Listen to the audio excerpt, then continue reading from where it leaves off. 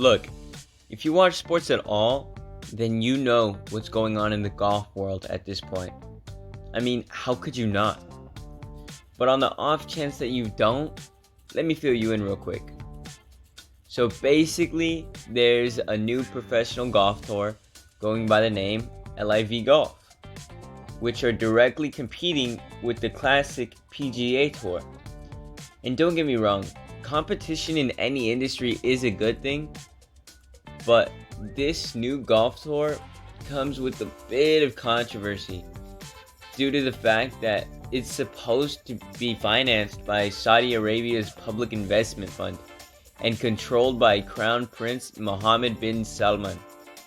And the issue with this is that Prince Mohammed was behind the Saudi bombing campaign in Yemen, which exacerbated the humanitarian crisis and famine over there.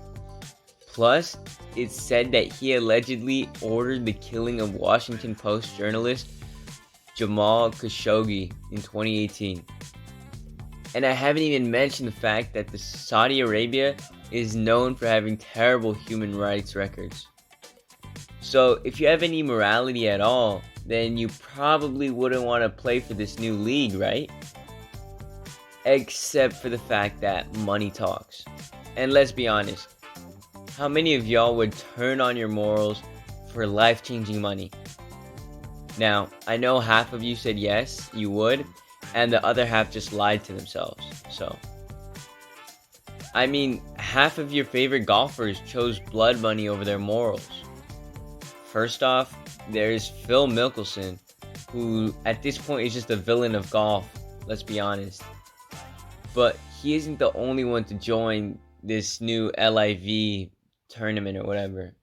Tour, sorry. In fact, it's been announced that superstars in the golf world such as Dustin Johnson, Sergio Garcia, Lee Westwood, Ian Poulter, and Martin Kaymer have all signed to play with LIV Golf, with Bryson DeChambeau set to be playing in LIV's second event in the USA at the end of June. You might be thinking, well, it can't be that much money, right? You've never been wronger. Is that even a word? Who cares?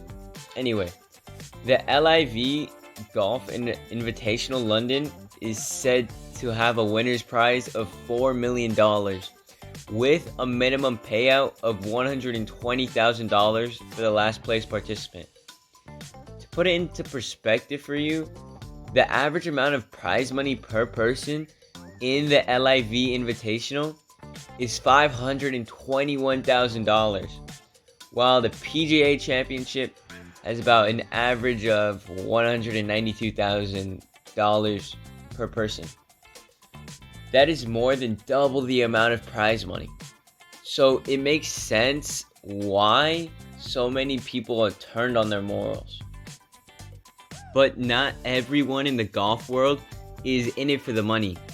In fact, big names like Rory McIlroy, is that actually his name? And Tiger Woods turned down the offers by the LIV. And it was just announced a few days ago that Tiger was offered a deal of 9 digits and still turned it down.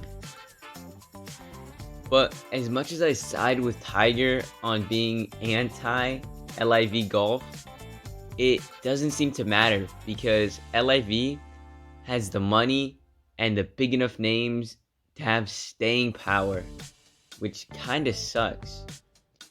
And as long as LIV Golf continues to be funded by the Saudi Arabia's public investment fund, they can't really fail because they will always have enough money to go ahead and entice the biggest and best names in the game.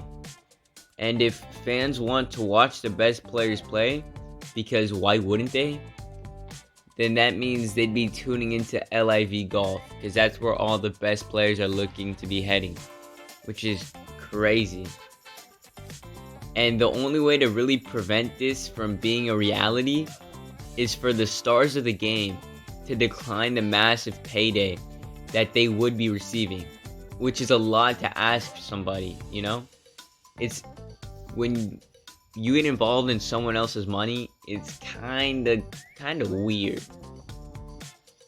And another thing that could prevent this from happening is for the PGA Tour to start raising their own prize money so that people competing in their tournaments don't have to turn to other alternatives like LIV Golf.